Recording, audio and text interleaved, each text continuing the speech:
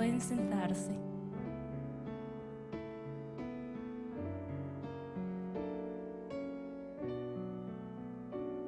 Buenas tardes. Dios los bendiga. Los que están en las redes, los bendiga. Qué bonita adoración, qué bonita oración está en este lugar. ¿Sí? Quiero empezar contándoles que me pasó algo esta semana. Yo venía caminando, iba hacia la universidad y me parece curioso la cantidad de palomas que hay en Bogotá. Los que no son de Bogotá, pues a veces en las noticias presenta que hay muchas palomas que las alimentan. Y me parece curioso, pero nunca me había llamado la atención. Iba caminando, en ese momento se me pusieron algunas hacia el frente. Me llamó la atención. Y a mí lo que me llama la atención, siempre digo que ahí debe haber algo. De pronto Dios me está hablando. Porque no es normal. O sea, si algo me llama la atención, si a ustedes les llama la atención algo, quédense pensando, Dios, ¿me estás hablando? En ese momento me llamó la atención. Y yo empecé a pensar, ¿qué será? Dios, ¿qué me quieres hablar? Y me llevó un recuerdo de mi niñez, donde cuando tenía yo 8, 10 años, 11 años, yo quería criarlas, especie de unas gallinas, formar un gallinero, pero en este caso un palomero, donde quería que se reprodujeran, quería que estuvieran en su corral. Qué raro. Bueno, pero me hice una pregunta que no sé si ustedes se la han hecho. Una pregunta, digamos, existencial. ¿Por qué hacía eso? No sé si ustedes, cuando recuerdan algo de niño o les recuerdan algo, les dicen, ¿yo por qué hacía eso? No sé si les pasa. Y empecé a pensar, ¿yo por qué hacía eso? ¿Yo por qué hacía eso? Y la única respuesta que vino a mi mente fue que yo pasaba con unos amigos y uno de mis mejores amigos de infancia empezó a hacer eso. Empezó a criar las palomas. Pero no venía de él, sino otro amigo de él fue quien le inculcó criar palomas. Y yo dije, o sea, que yo empecé a hacer eso fue porque yo vi a otra persona. En pocas palabras, yo empecé a hacerlo porque los que me rodeaban lo hacían. Te hago una pregunta. ¿Quién te rodea hoy? ¿Qué estás haciendo? ¿Qué estás aprendiendo de los que te rodean? Por eso la prédica se llama así: ¿quién te rodea? ¿Son hombres de Dios? ¿Mujeres de Dios? Claro, tú me dirás, Samuel, pero es que yo trabajo, yo estudio. Sí, pero por eso vengo a hablar de eso. ¿Quién te rodea? ¿Quién te está rodeando? ¿De quién te estás dejando influenciar? Yo creo que el mejor ejemplo de la Biblia, y quiero ir allá, es el de Saulo. Después de convertido se llamó Pablo, pero Saulo, en Hechos 9, no quiero contextualizar todavía, pero en Hechos 9:1 dice: mientras tanto, Saulo pronunciaba amenazas en cada palabra y estaba ansioso por matar a los seguidores del Señor. Así que acudió al sumo sacerdote, le pidió cartas dirigidas a las sinagogas de Damasco para solicitarles su cooperación en el arresto de los seguidores del camino que se encontraban ahí. Su intención era llevarlos, a hombres y a mujeres por igual, de regreso a Jerusalén encadenados. Al acercarse, y sigue la historia. O sea, el versículo 1, que es donde me quiero centrar, dice que él pronunciaba amenazas y estaba ansioso de matar a los cristianos, por decir de una forma, cristianos seguidores de Cristo. Yo tengo una pregunta: ¿por qué Pablo hacía eso? ¿Por qué Pablo hacía eso en las redes? De pronto te sabes la historia, ¿por qué lo hacía? O si no te la sabes, pues especula por qué lo hacía. Mientras vamos pensando por qué lo hacía, cuando yo leí este versículo, vino algo a mi mente. La Biblia cuenta de que Saulo quería matar a los cristianos, pero después se convierte. Y es fue uno de los mejores apóstoles de Dios. Pero yo me hice la pregunta, Señor, ¿será que Pablo en algún momento de su vida se preguntó, ¿yo por qué hacía eso? Después de convertido, ¿será que se preguntó, ¿yo por qué mataba cristianos? De alguna forma, lo mismo que me pregunté ¿yo por qué? ¿Yo por qué hacía lo de las palomas? Y les pregunté lo mismo de niño. Pero ahora les pregunto,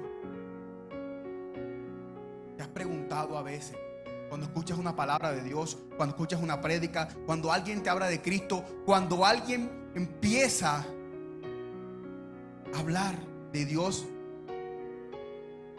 y tú te preguntas, ¿yo por qué hago eso? Si la palabra te está tocando, no sé si te has preguntado, ¿yo por qué hago eso si a Dios no le agrada? ¿Sabes qué es eso?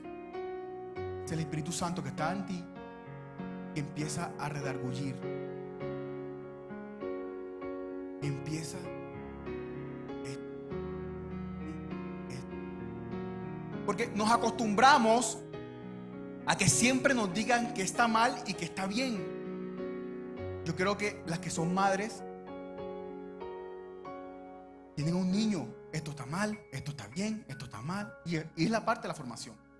Y mientras vamos creciendo, está mal, está bien, está mal. Incluso ahora que somos jóvenes, vamos donde un amigo, una amiga. ¿Qué piensas de esto? Tengo este problema. Nos dicen que está mal y que está bien. Pero hay una parte que no nos la dicen cuando estamos solos en nuestro cuarto, cuando estamos solos en nuestra sala, donde no hay nadie que nos vea, y tú mismo te preguntas, ¿por qué estoy haciendo? No sé si te ha pasado, pero ese es Dios que te está llamando, ese es Dios que te está corrigiendo, ese es Dios que está allí. Pero yo te digo algo, suena fácil. No, sí, Dios me corrige. Pero llegar a ese nivel, sí. Llegar a un nivel donde Dios lo corrija a uno, me imagino que no debe ser fácil. No es fácil. Claro, debemos ir hacia allá. Debemos decir, hago esto, pero ¿será que le agrada a Dios? Y si lo hice, el Señor empieza a redarguir.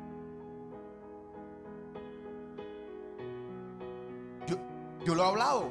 ¿Cómo se empieza una vida donde Dios te hable constantemente? Yo un día lo dije, lo voy a repetir.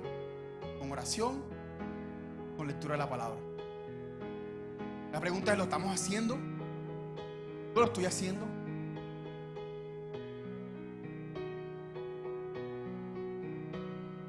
¿Lo estoy haciendo?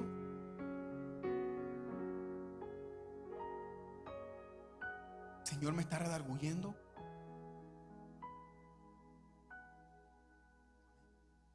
Entonces, regresando a la pregunta, ¿por qué Pablo hacía lo que hacía?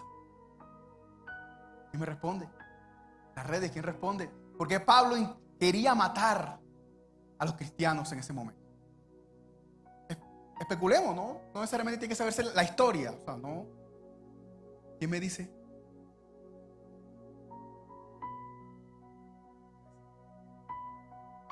Hay una respuesta principal, que es porque Pablo era fariseo. ¿Pero qué eran los fariseos? ¿Qué eran los fariseos? Los fariseos eran una secta religiosa.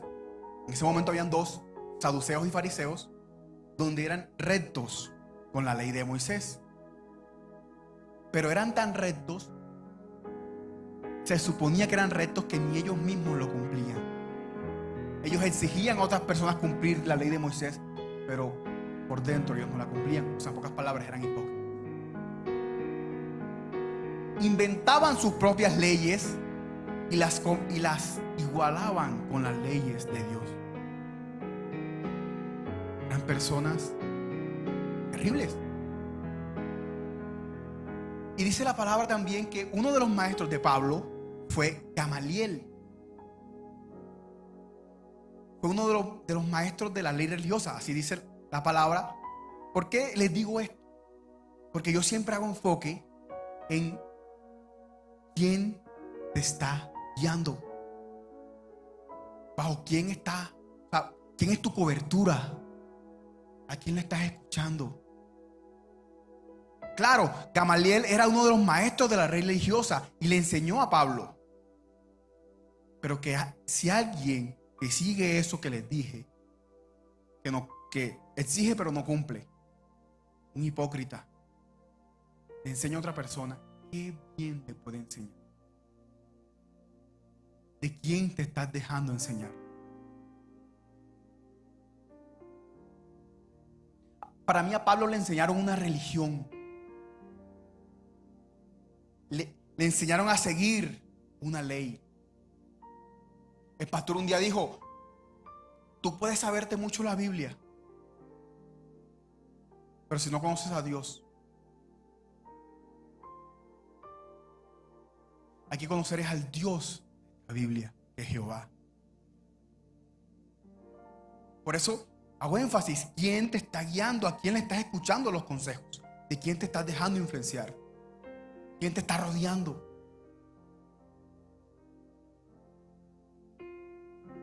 Pero aparte de que Pablo era fariseo, para mí hubo otra motivación por la cual él quería matar a los cristianos.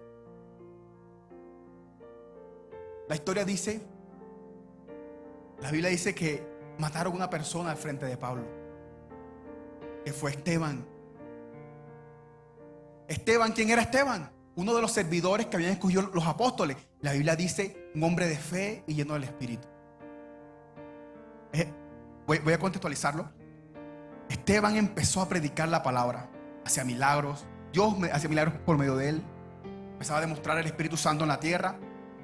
Y los religiosos le tenían rabia.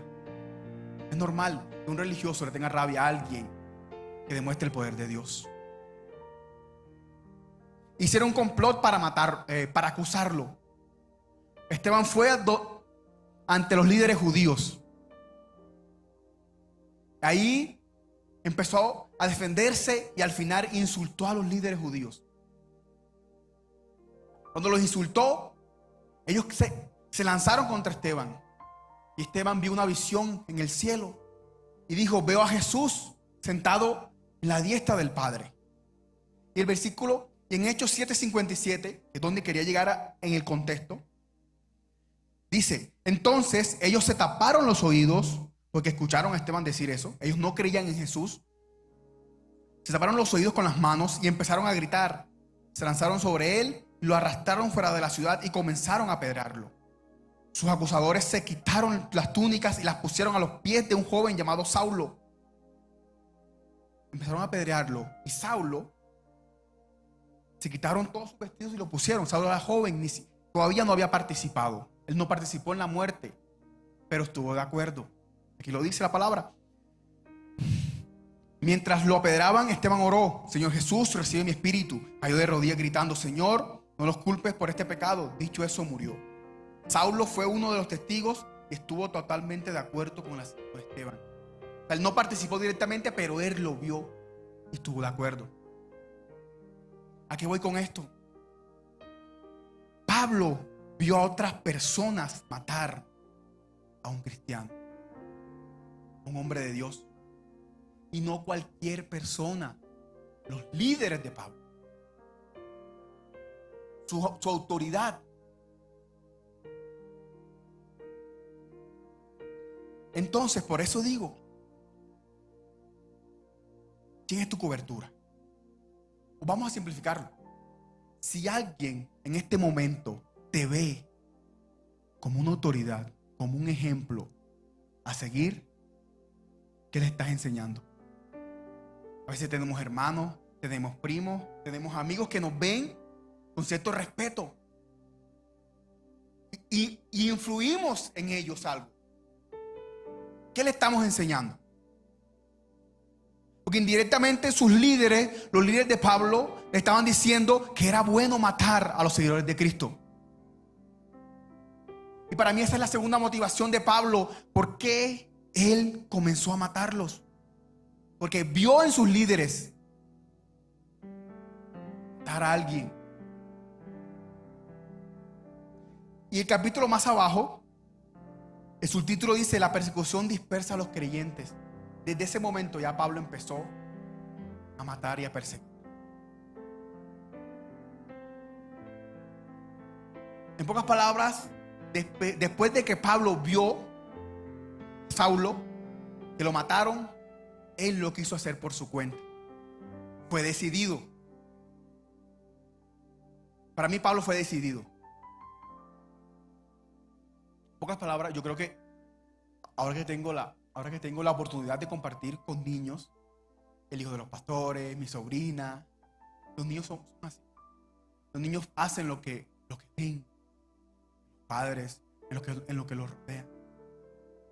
Por eso hay que tener cuidado con que un niño esté frente de uno y hablar y diciendo.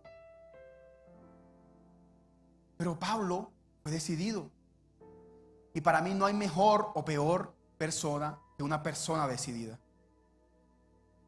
Una persona que tome algo, que aprenda algo y que lo tome propio y vaya hacia adelante. No hay mejor persona que esa, o peor en este caso. Pero para la gloria de Dios, Pablo se convirtió. Y esas son las personas que Dios necesita. Personas decididas. Personas que no tiemblen ante nada. Personas que sigan su camino. Personas que estén allí firmes. Que hoy no digan: hoy estoy contigo y mañana contigo. No. Yo me pregunté: Señor, ¿será que yo soy decidido? ¿Será que yo no tiemblo ante nada? ¿Será que yo tomo algo que tú me dices y sigo el camino? Me quedé pensando en eso. Y quiero que te hagas esa pregunta. ¿Soy decidido?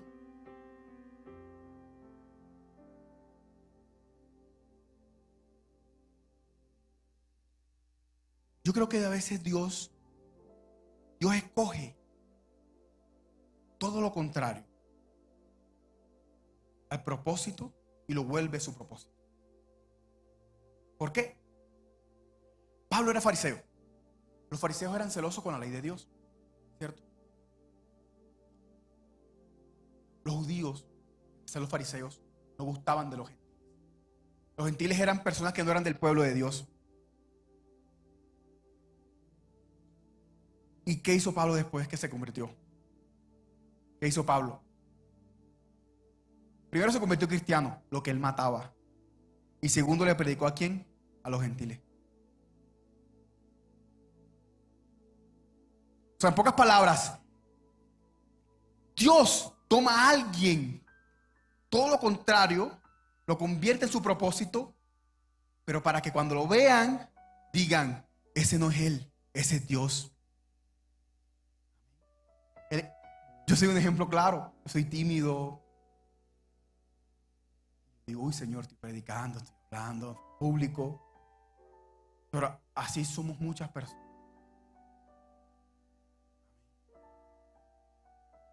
¿Cuál es el propósito que Dios tiene para ti? Empieza a pensar cómo Dios, ¿qué tiene que cambiar Dios en tu vida? ¿En qué tienes que ser decidido para conseguir ese propósito? ¿En qué tienes que ser?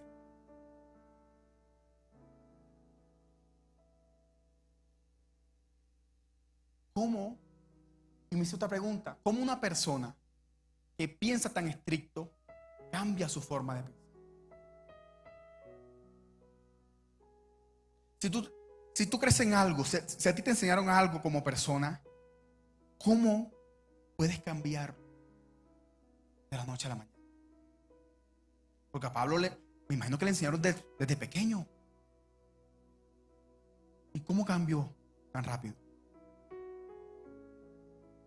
En el versículo 4, El versículo 4 especialmente dice, porque tuvo un encuentro con Jesús.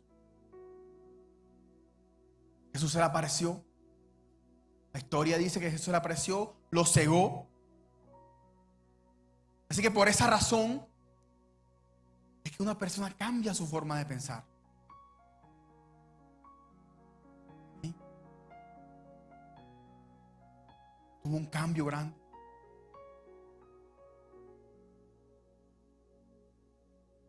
Y qué mejor ejemplo que el mismo Jesús. Ya hablé de que personas influyen en lo malo a alguien. Ahora, cuando alguien influye en lo bueno en personas, qué mejor ejemplo que Jesús. Qué mejor ejemplo que esa persona que dio la vida por ti y por mí. Que por Él es que yo estoy aquí, y me imagino que todos, por alguna razón, estamos vivos por un propósito que Dios tiene en nuestra vida. Amén. Esa persona cambia vidas, que cambia pensamientos, que siempre se la vivía predicando. Desde que empezó su ministerio, empezó a predicar, empezó a enseñar la palabra, a sanar enfermos, a extender el reino de Dios, guiado por el Espíritu Santo. Pero la pregunta es, ¿cómo empezó Jesús? ¿Cómo empezó a ser lo que Él fue? Porque una persona normal, claro, tiene un encuentro con Jesús y cambia su pensamiento. Pero ¿cómo empieza? De ahí hacia adelante, ¿cómo hace? Quiero ir a Mateo 4:18, donde Jesús empieza, dice, primeros discípulos. Cierto día, mientras Jesús caminaba por la orilla del mar de Galilea, vio a dos hermanos, a Simón, también llamado Pedro, y a Andrés, que echaban la red al agua, porque vivían de la pesca. Jesús los llamó: vengan, síganme, y yo los enseñaré cómo pescar personas. Ellos pescaban normal, y Jesús les dijo: vengan, que yo los enseño a pescar personas. Y enseguida dejaron las redes y los siguieron. Un poco más adelante, en la orilla, vio a otros dos hermanos, Santiago y Juan, sentados en una barca junto a su padre Zebedeo, reparando las redes. También los llamó para que los siguieran. Ellos dejando atrás la barca y a su padre, los siguieron de inmediato. Amén. ¿Cómo empezó Jesús? ¿Cómo empezó Jesús su ministerio? Siendo selectivo con sus discípulos. Porque Él los escogía. Sí, a Jesús eran multitudes que los rodeaban, pero sus discípulos sus apóstoles eran 12 apenas. Le empezó a escoger, empezó a ser selectivo. Empezó a coger quién era los que estaban o los que iban a estar cerca de Él. Y ahí te respondo la pregunta. Si tú me dices: Samuel, pero sí, yo trabajo, yo estudio, yo me rodeo de personas. Pero una cosa es amigo y una cosa es ser conocido o ser compañero. ¿A quién le cuentas tus problemas? ¿A quién le cuentas tus proyectos? ¿Eres selectivo? Somos selectivos, porque yo también incluyo. ¿A quién le hablas o le das una parte de ti? Jesús, me gusta porque Jesús, aunque Él predicaba hacia las multitudes, Él hablaba mucho con sus discípulos y les predicaba a ellos mismos. ¿Para qué? Para que más adelante los discípulos extendieran el reino de Dios. Y eso es lo que hace Soplo de Vida.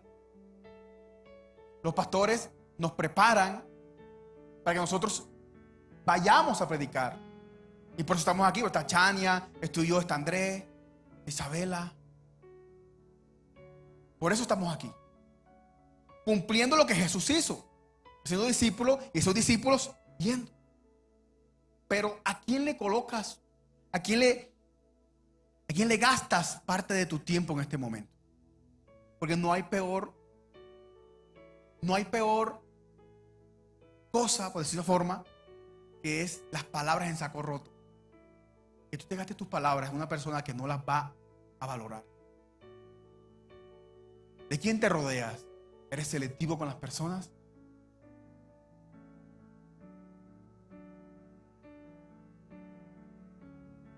¿Qué estamos haciendo? Y algo que me llamó la atención de Jesús fue que le dijo: vengan, síganme, yo les enseñaré cómo pescar personas. Jesús no está llamando a personas preparadas. Si sabes teología, excelente. Si sabes oratoria, excelente. Jesús dice: síganme y yo les enseño. Yo no soy el más estudiado, pero cada día la idea es mejor. Dios está buscando personas dispuestas. Dios está buscando personas que tengan fe en Él. Dios está buscando personas que lo sigan. Porque Él dice: deja esa red, sígueme. Él está diciendo: no vas a encontrar nada allá, yo te digo qué hacer. Le dijo a los hermanos: no repares la red, no vuelvas a tu pasado, no repares lo que ya está roto. Yo te enseño. Si tú en este momento le estás diciendo a Dios: Señor, ¿qué hago? ¿Qué hago con mi vida? ¿Qué hago con mi futuro? Porque escucho este consejo, pero no me parece. Voy donde un amigo, pero no me da tranquilidad sus palabras.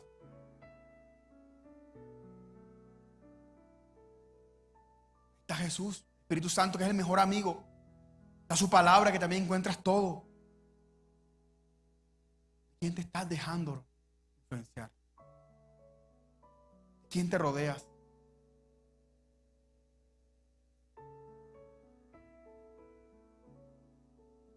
Cierra tus ojos en este momento.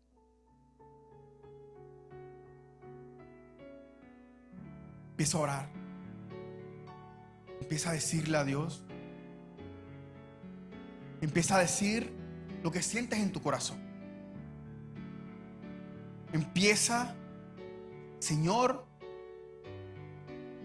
aquí están mis decisiones. Aquí está mi vida. Aquí está mi corazón.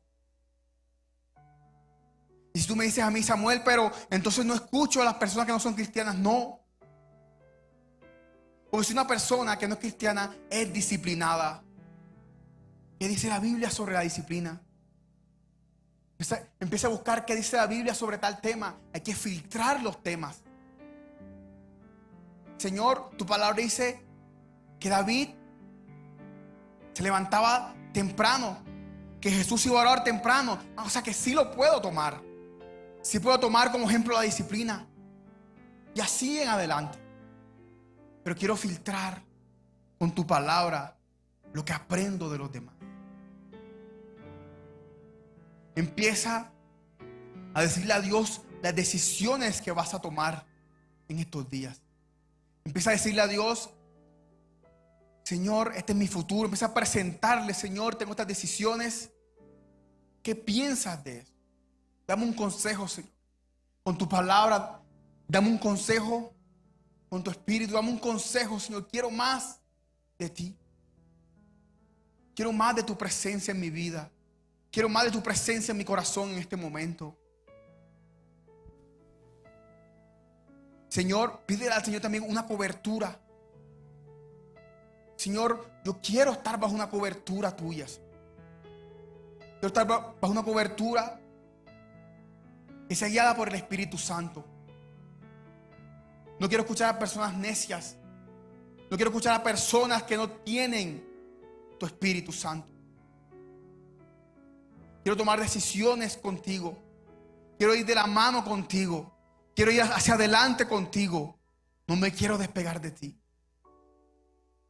Preséntale tus asuntos a Dios.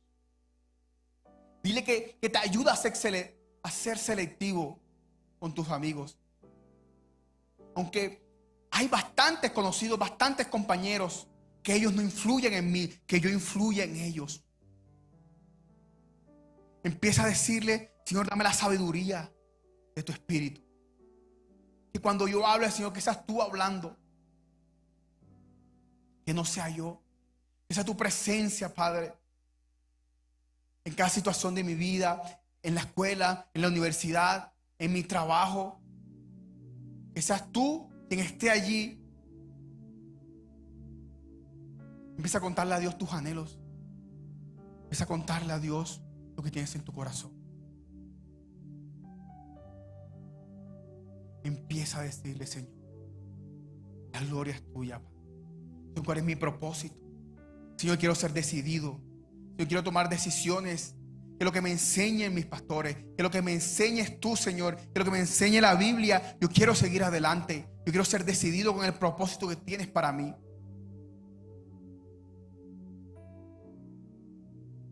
Empieza a nombrar: Señor, quiero hacer esto, quiero hacer esto. Quiero mantenerme firme y caminar firme en tu presencia.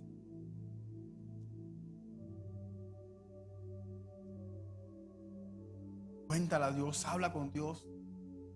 Y que no sea solamente ahora, sino que te vayas hacia tu casa. Y los que están en las redes, que cuando estén durmiendo, cuando estén en la cocina, en su casa, empiecen a hablar con Dios. Señor, te doy gracias, Señor, por esta palabra, Padre. Gracias, Señor, porque tú estuviste aquí. Tú estás aquí, Señor. Esta palabra, Señor, haya cortado el corazón de las personas como espada de doble filo. En el nombre poderoso de Jesús. Y amén.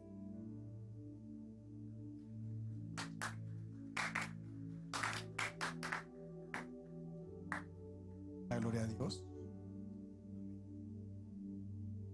Bueno, vamos. Gracias.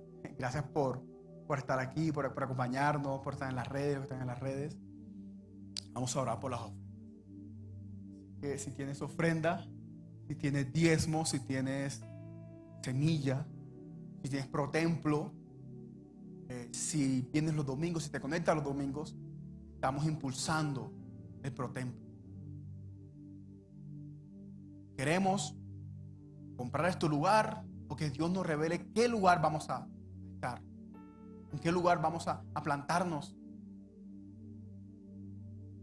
Entonces, si Dios ha puesto en tu corazón sembrar en esta iglesia, toma eso, toma esa semilla en tus manos en este momento, cierra tus ojos. Señor, gracias.